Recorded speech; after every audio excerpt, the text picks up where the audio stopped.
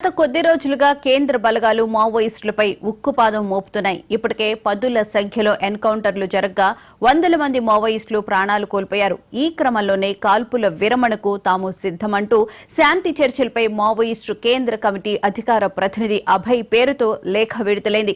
అయితే ఆ లేఖలో శాంతి చర్చల కోసం సానుకూల వాతావరణం సృష్టించాలని మావోయిస్టులు కోరారు. అందుకు కేంద్ర రాష్ట్ర ప్రభుత్వాలు కూడా సానుకూలంగా స్పందించాలని అన్నారు. ఛత్తీస్గఢ్, ఒడిశా, జార్ఖండ్, మధ్యప్రదేశ్, తెలంగాణలో జరుగుతోన్న హత్యాకాండలను వెంటనే ఆపేయాలని డిమాండ్ చేశారు.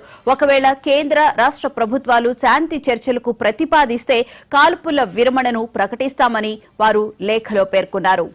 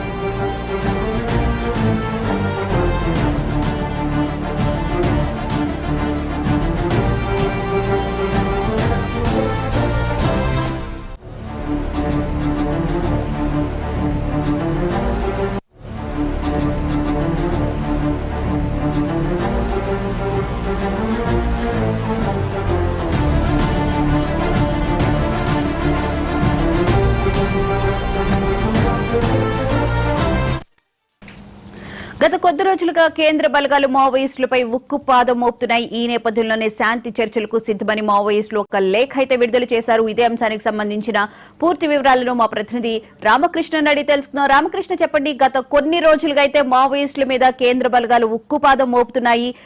ఈ నేపథ్యంలో చాలా మంది మావోయిస్టులకు సంబంధించిన కీలక నేతలు కూడా చనిపోవడం జరిగింది.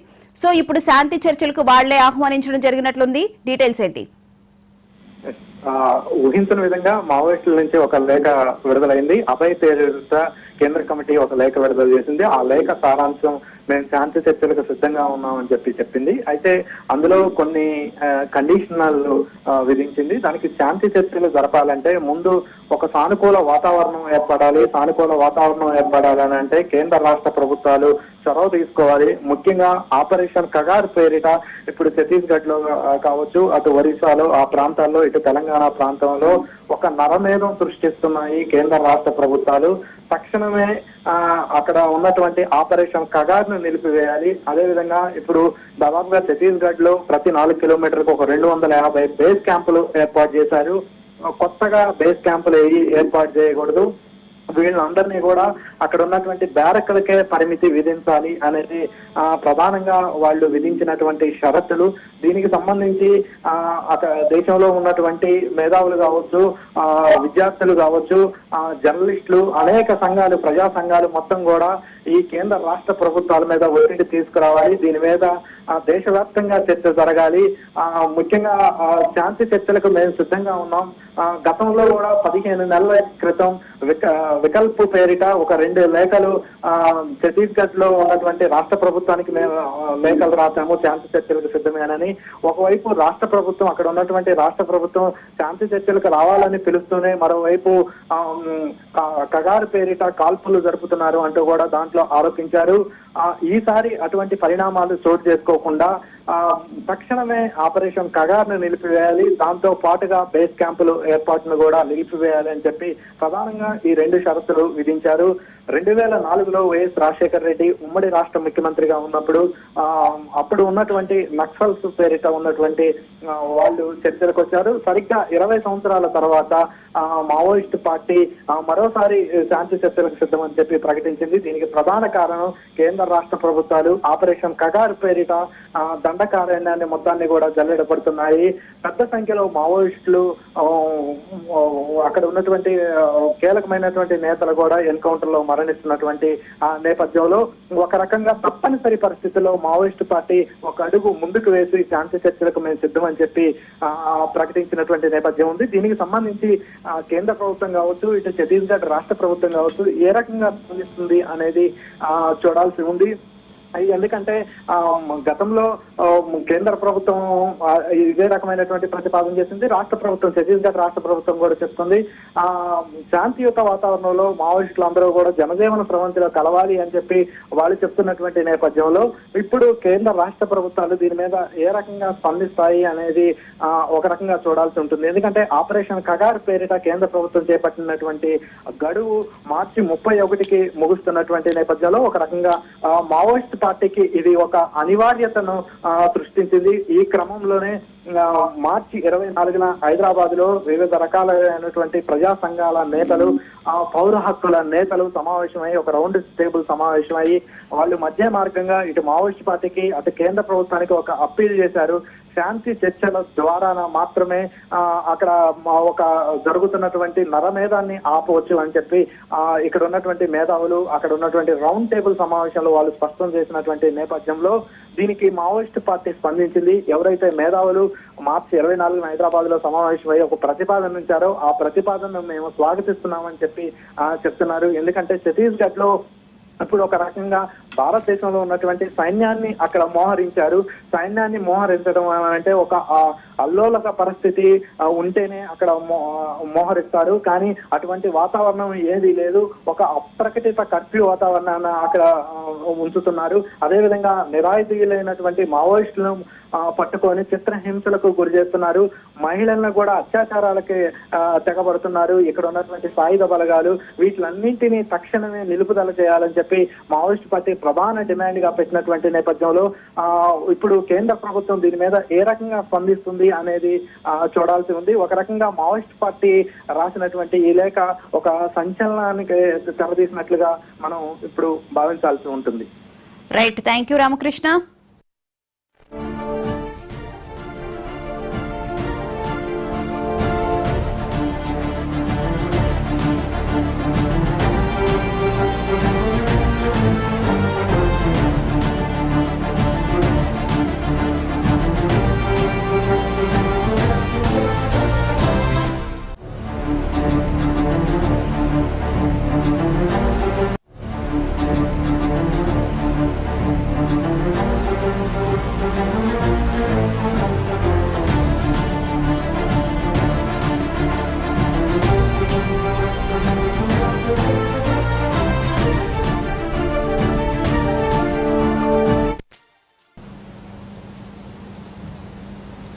గత కొద్ది రోజులుగా కేంద్ర బలగాలు మావోయిస్టులపై ఉక్కుపాదం మోపుతున్నాయి.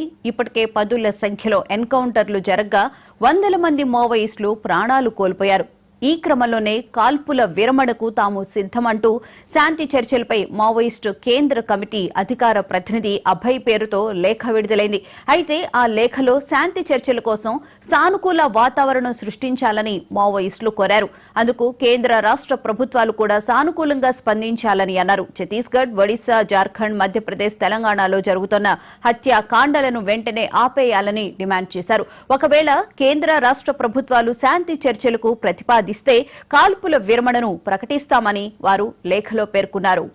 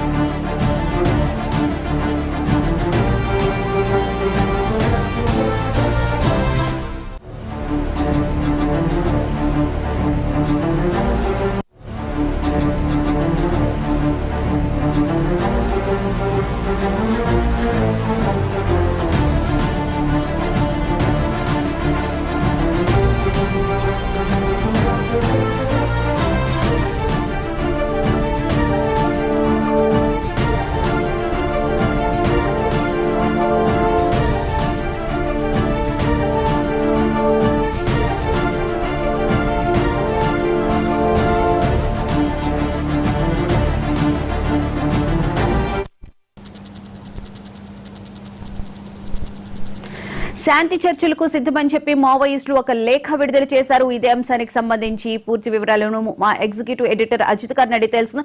అజిత్ గారు చెప్పండి, ఒక సానుకూల వాతావరణం కల్పించే విధంగా అయితే మావోయిస్టులు ముందుకొచ్చినట్లు తెలుస్తుంది. అంటే కేంద్ర రాష్ట్ర ప్రభుత్వాలు సానుకూల వాతావరణం కల్పిస్తే కనుక మేము చర్చలకు సిద్ధము అని చెప్పి ఆ లేఖలో పేర్కొన్నట్లున్నారు.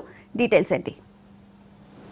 భువన దాదాపు 20 సంవత్సరాల తర్వాత అంటే 2004 తర్వాత మరోసారి శాంతి చర్చలకు సిద్ధం అనేది మావోయిస్టుల వైపు నుంచి వచ్చిన ప్రకటన.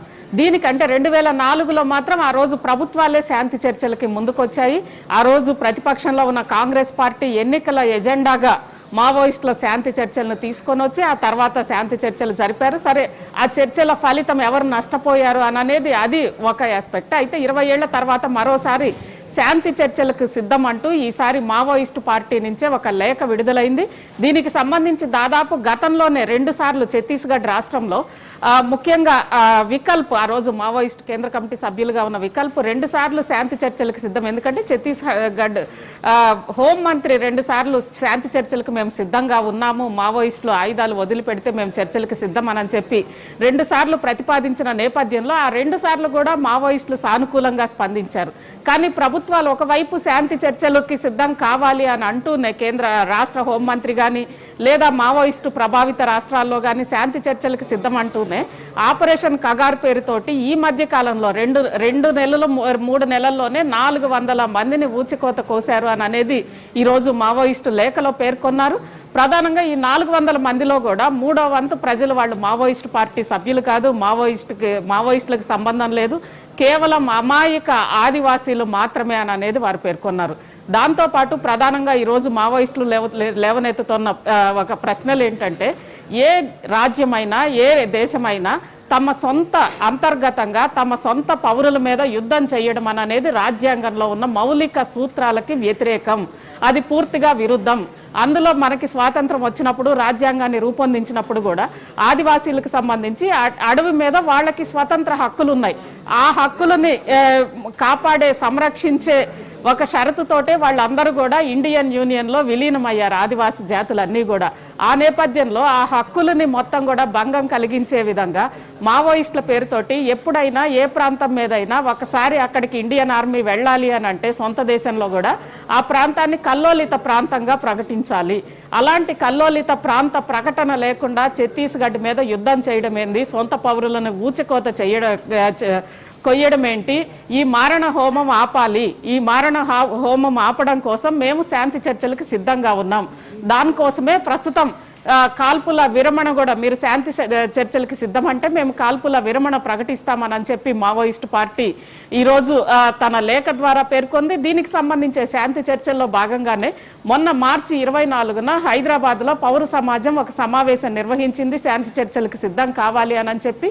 ఈ నేపథ్యంలో ఎవరైనా ఒక పౌర సమాజం ముందుకు వస్తే, ఎందుకంటే మనకి 2004లో మనందరికి కూడా తెలుసు, ఆ రోజు హరగోపాల్ గారు, అదేవిధంగా ఆ రోజు జర్నలిస్ట్గా ఉన్న కొంతమంది ఇలా అనేక మంది వచ్చి, కొంతమంది జర్నలిస్టులు, న్యాయవాదులు, అదేవిధంగా పౌర సమాజంలో ఉన్న వాళ్ళు అందరూ కలిసి వాళ్ళు ఒక టీమ్గా పౌర సమాజంగా ఏర్పడి, ఆ రోజు కోదండరామ్ గారు కూడా ఉన్నారు ఆ రోజు ఆ పౌర సమాజంలో, ఇలా అందరూ కూడా ఏర్పడి వాళ్ళందరూ కూడా శాంతి చర్చలకి ముందుకొచ్చారు. దాంట్లో భాగంగానే చర్చలు ఇక్కడ హైదరాబాద్ వేదికగానే జరిగినాయి.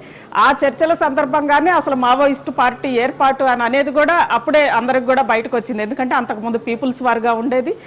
ముఖ్యంగా ఈ దక్షిణాదికి లేదా కొన్ని రాష్ట్రాలకు పరిమితమైన మావోయిస్టు పార్టీ బీహార్లో ఉన్న మావోయిస్టుతో కలిసి మొత్తం కూడా ఒక మావోయిస్టు పార్టీగా, ఒక జాతీయ పార్టీగా ఏర్పడింది. ఆ సందర్భంగానే ఆ చర్చల తర్వాత సరే మావోయిస్టు పార్టీ చర్చల ఎంతవరకు ఫలప్రదం అయ్యాయి అనే దానికంటే కూడా మావోయిస్టు పార్టీ తీవ్రంగా నష్టపోయింది ఆ చర్చల వల్ల అనే భావన కూడా ఉంది.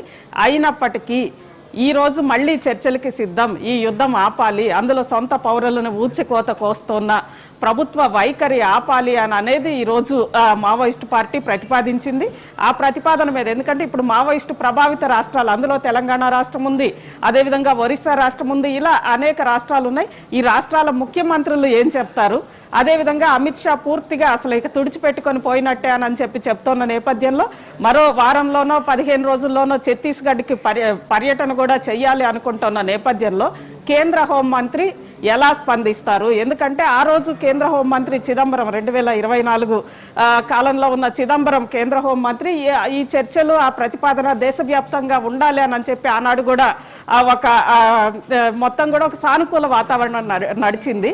అలాంటి ఒక సానుకూల వాతావరణమే ఎందుకంటే ఈ రోజు జరుగుతోంది ఆపరేషన్ కగార్ జరుగుతోంది సొంత భారతదేశంలో నడిబొడ్డున అంటే మధ్య భారతంలో ఛత్తీస్గఢ్ అడవిలో దండకారణ్యంలో జరుగుతున్న ఈ ఆపరేషన్ కగార్ అనేది అక్కడ మావోయిస్టులు ఎంతమంది చనిపోతున్నారు, పోలీసులు ఎంతమంది చనిపోతున్నారు అనే దానికంటే కూడా అమాయకమైన ఆదివాసులు వాళ్ళ ప్రాంతం నుంచి వాళ్ళు పూర్తిగా వదిలేయాల్సిన పరిస్థితి వచ్చింది. అదేవిధంగా ఎంతో మంది ప్రాణాలు కూడా కోల్పోతున్నారు. కాబట్టి ఆదివాసీల్ని రక్షించడానికైనా సరే ప్రభుత్వం చర్చలకి ముందుకొస్తుందా?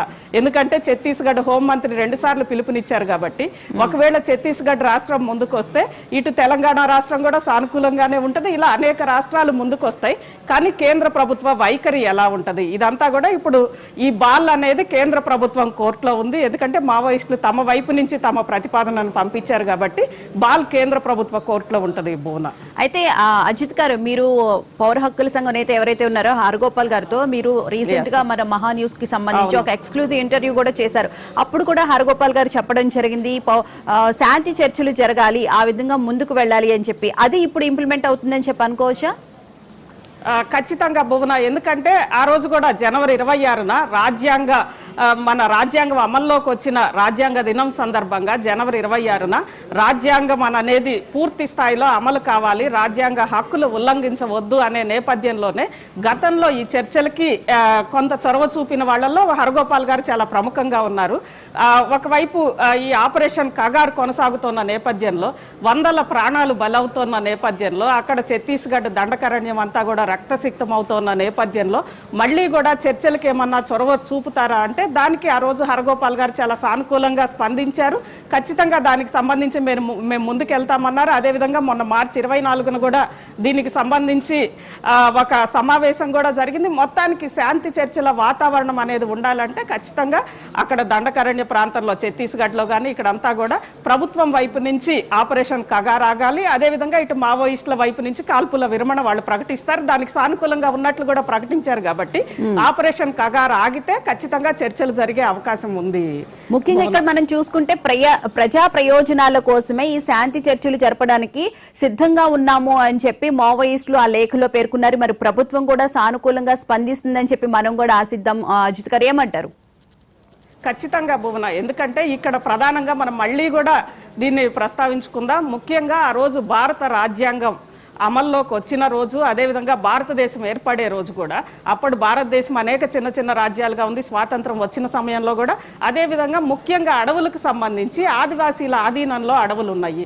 వాళ్ళందరూ కూడా ఈ దేశ పౌరులుగా వాళ్ళు విలీనం కావాలంటే మా సంస్కృతి, మా స్వయం ప్రతిపత్తి వీటికి సంబంధించి కొన్ని రక్షణలు అడిగారు. వాళ్ళ అడవులు వాళ్ళ చేతుల్లో ఉండడము, వాళ్ళ సంస్కృతి నిలబడము, వాళ్ళ జీవన విధానానికి సంబంధించి కూడా రాజ్యాంగపరమైన భద్రత వాళ్ళు కోరినప్పుడు రాజ్యాంగంలో అది ఆదివాసీల సంబంధించి కొన్ని హక్కులు ఇచ్చారు.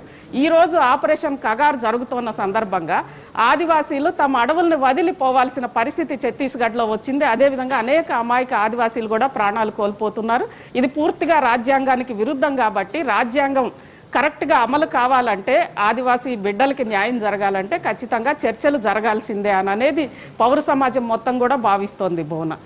అలాగే మనకి హోమ్ మినిస్టర్ ఎవరైతే ఉన్నారో అమిత్ షా మావోయిస్టు రహిత దేశంగా మారుస్తాము అని చెప్పి ఆయన ప్రకటించడం జరిగింది. ఆ నేపథ్యంలోనే ఈ ఆపరేషన్ ఖగార్ కూడా తీసుకురావడం జరిగింది. ఇప్పుడు శాంతి చర్చలు చేస్తాము అని వచ్చిన నేపథ్యంలో మరి మావోయిస్టులు ఏ విధంగా ఆల్రెడీ వచ్చారు కాబట్టి ప్రభుత్వం కూడా సానుకూలంగా స్పందించాలి, అప్పుడు కాల్పుల విరమణ జరగకుండా ఆపగలుగుతాము. కానీ ప్రభుత్వము ఎలా స్పందించవచ్చు? గతంలో మీరు చెప్పినట్లు చిదంబరము శాంతి చర్చలు జరిపారు, కానీ ఇప్పుడు ప్రభుత్వం శాంతి చర్చలు జరపడానికి సుముఖంగా ఉంటుంది అంటారా? అంటే ఇక్కడ భువన జనరల్ గా మావోయిస్టు భావజాలం అనేది ఈ రాజ్యాంగాన్ని వాళ్ళు గుర్తించరు. రాజ్యాంగం అనేది అనేక మార్పులు కావాలి, ఒక సమాజం అనేది రావాలని అనేది మావోయిస్టుల భావజాలం.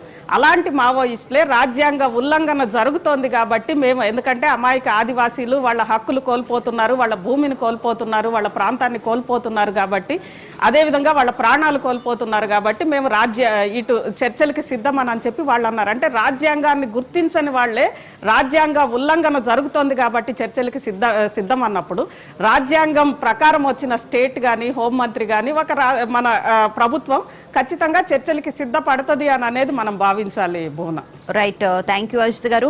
మొత్తం మీద మావోయిస్టులు అయితే ఒక లేఖ రాయడం జరిగింది. కేంద్ర రాష్ట్ర ప్రభుత్వాలు మరి సానుకూలంగా కూడా స్పందించాలని చెప్పి కోరుకుందాం.